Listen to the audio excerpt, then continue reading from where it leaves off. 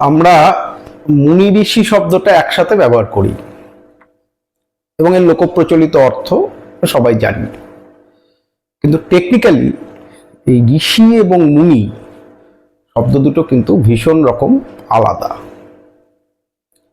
কোথায় আলাদা? এই ঋষি ব্যাপারটার সাথে কিন্তু বেদের একটা সরাসরি যোগ রয়েছে। ঋষি বলতে আমরা সুনির্দিষ্টভাবে তাদের বুঝবো যারা বেদ বিশেষজ্ঞ। এদের মূল কাজ বেদকে সুবিন্যস্ত করা।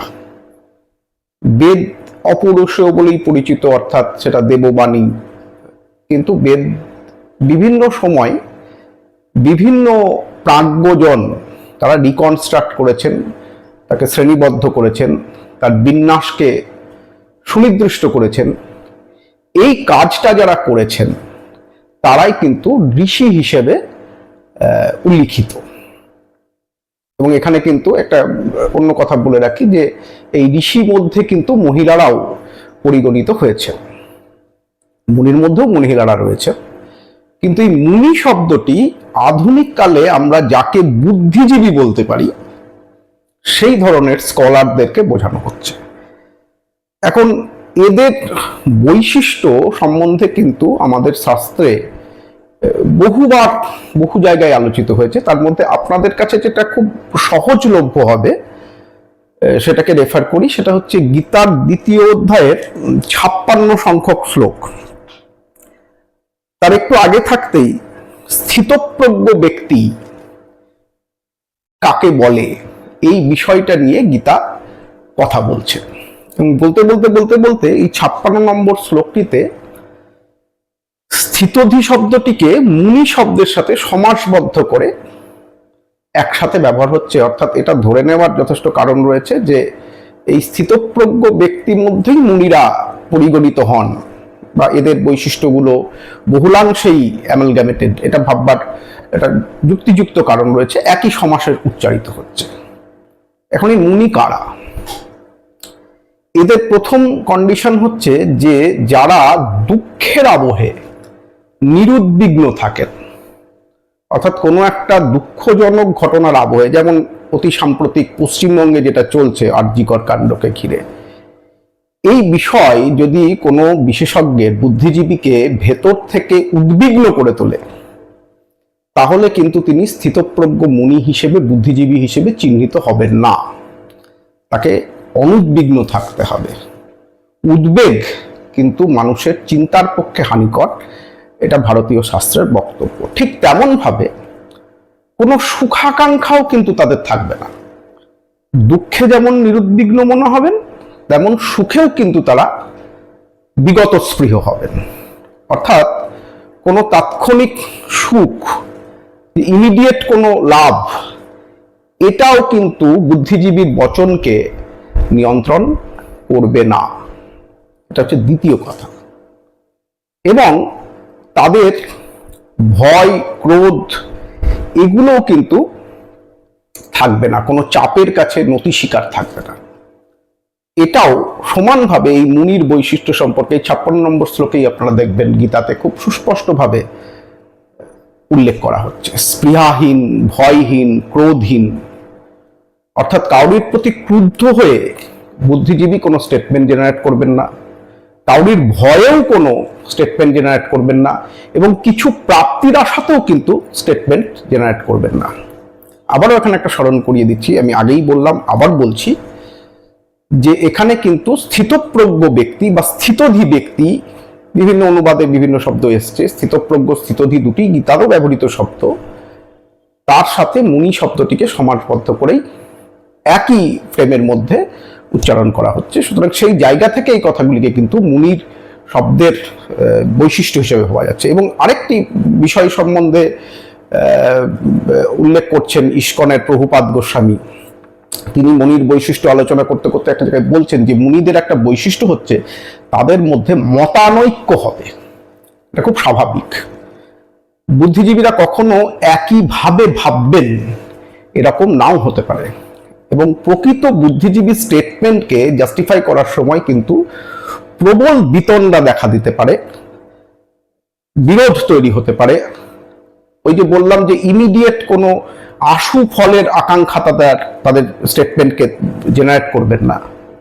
আমি এই সাম্প্রতিক ঘটনার সূত্রেই একটি কথা বলতে চাইব যে ধর্ষণের বিভৎসতা, তার অন্যায়, তার নিকৃষ্টতা এগুলোকে মাথায় রেখেও ধর্ষণের শাস্তি হিসেবে যে মৃত্যুদণ্ডকে, অর্থাৎ যাকে আমরা ক্যাপিটাল পানিশমেন্ট বলি, এটাকে প্রমোট করার একটা আবহ কিন্তু সারা ভারতবর্ষ জুড়ে দলমত নির্বিশেষে এটা তৈরি হচ্ছে। ধর্ষণকে আটকাতে না পেরে এই ধরনের একটা রাজনৈতিক স্টেটমেন্ট, যাদের হাতে আমাদের দেশের আইন এবং শাসনের ব্যবস্থা, সে রাজ্যে, দেশে, আমার ভিন্ন প্রদেশে যেখানেই হোক, তাদের সবাই কিন্তু এক কথায় এই মৃত্যুদণ্ড দাও, মৃত্যুদণ্ড দাও, এরকম একটা প্রোপাগান্ডার মধ্যে অভ্যস্ত। কিন্তু ধর্ষণের ক্ষেত্রে ক্যাপিটাল পানিশমেন্টের বিরোধী তত্ত্বও কিন্তু এই বুদ্ধিজীবীরা একটা উৎপন্ন করে রেখেছেন। তারা বলছেন খুব খুব ভাইটাল পয়েন্ট, কিন্তু কথাটা শুনতে একটু অবাক লাগে। সেটা হচ্ছে ফিলোসফি অফ ল।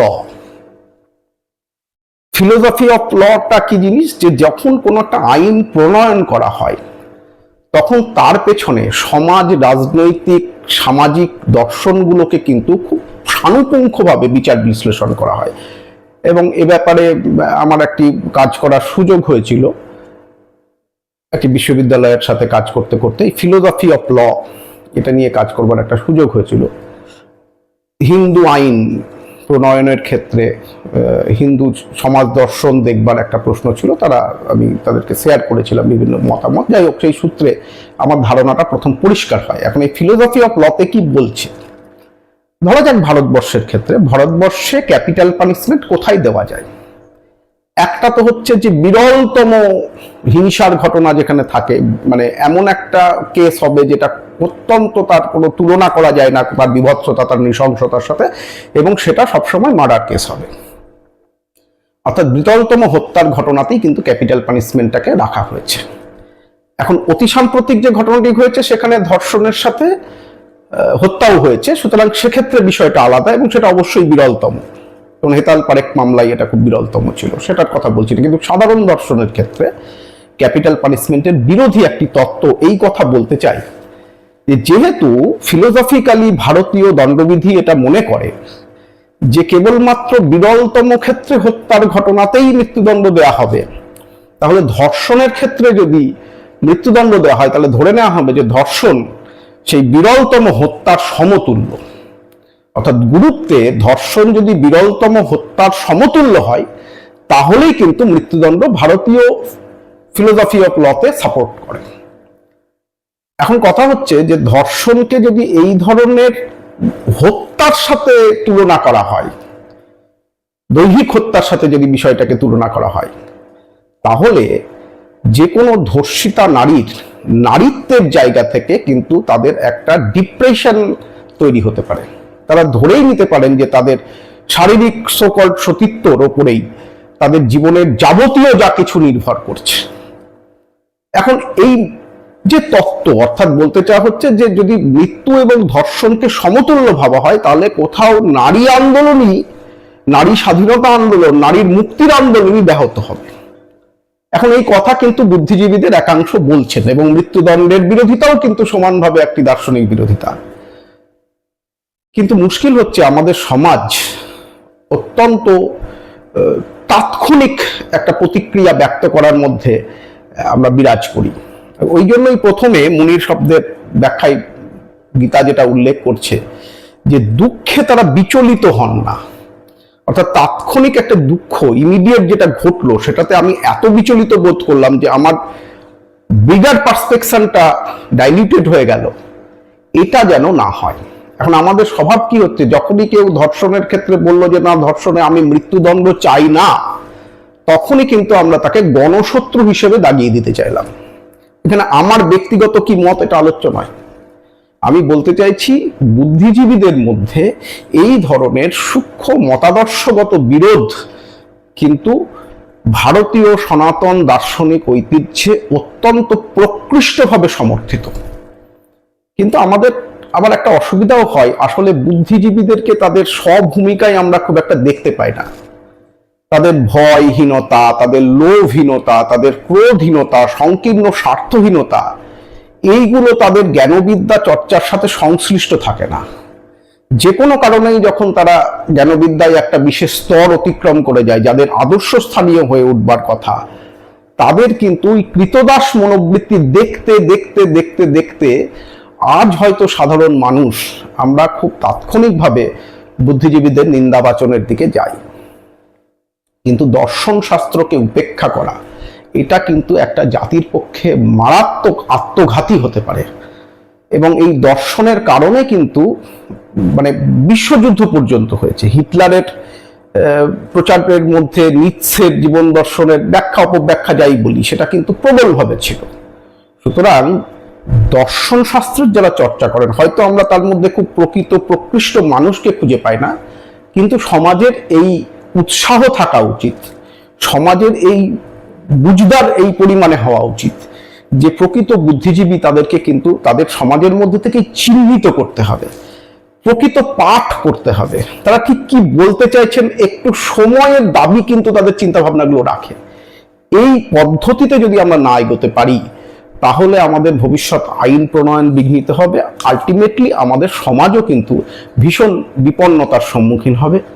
এখন এই কথাগুলো এই পরিস্থিতিতে এইভাবে বলে ফেলাটা আমার পক্ষে কতটা সুখকর হবে জানি না, কি রিয়াকশন আপনাদের মধ্যে হবে, কিন্তু এটুকু আমার মনে হয়েছে যে বলার দরকার।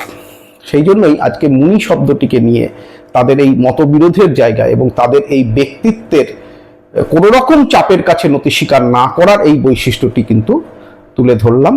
এবং শুরুতে যে কথাটা একটি চুটকির মতো বলতে চেয়েছি যে ঋষি আর মুনি এক জিনিস নয়। ঋষি হচ্ছেন খুব সুনির্দিষ্টভাবে যারা বেদকে পুনর্বিন্যস্ত করেন, বেদকে জনসমক্ষে আনার জন্য তাকে সুগ্রন্থিত করেন, তারা ঋষি।